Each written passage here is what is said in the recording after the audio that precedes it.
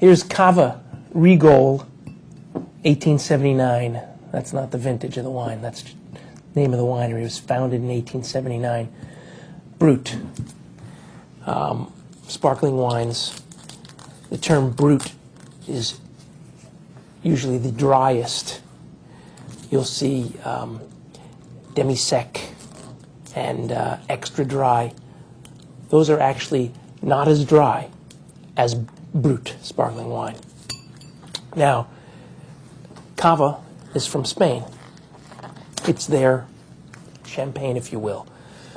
And they make them in all kinds of different styles using the native grapes, the Macabeo, the Parellada, some others.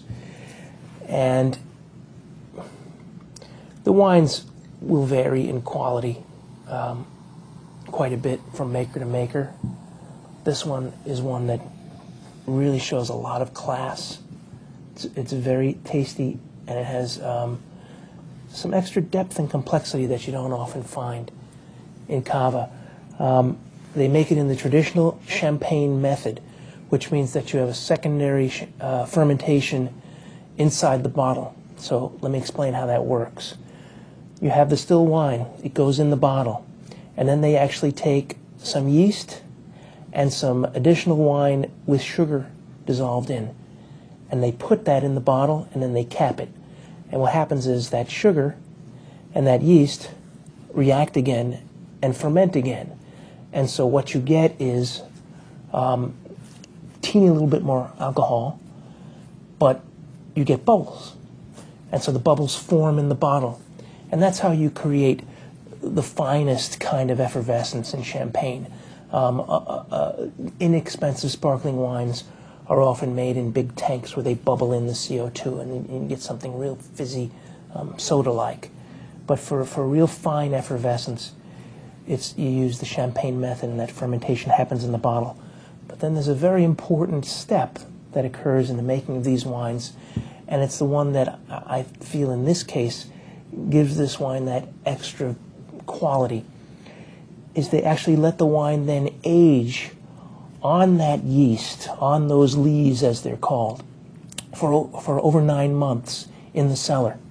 And what that does is it takes all those bright, ripe, appley flavors that come from these grapes, and it adds to them and complements them with these wonderful savory notes from the yeast. So you get biscuity, bready, yeasty notes that marry with those bright fruity notes, and you get a real complex wine, something that's really fun to drink and keeps you coming back. So you see how fine the bubbles are in this wine.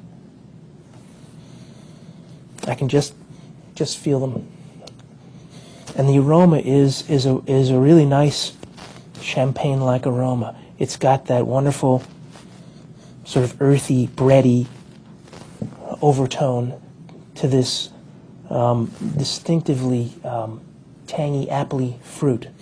Let's taste it.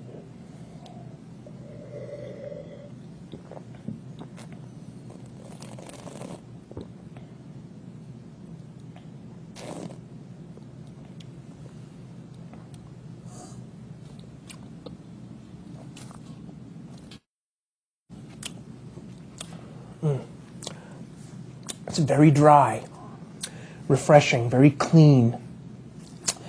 The bubbles are so fine, they form like a mist on your palate. Really quite nice. And that wonderful fruit then comes through and sort of comes over layers on your palate. Wonderful wine. This is great for an aperitif. There's nothing I like better to start out an evening than with a glass of wine like this, with smoked salmon or some nice hard cheeses, something like that. And a great value, by the way. Enjoy.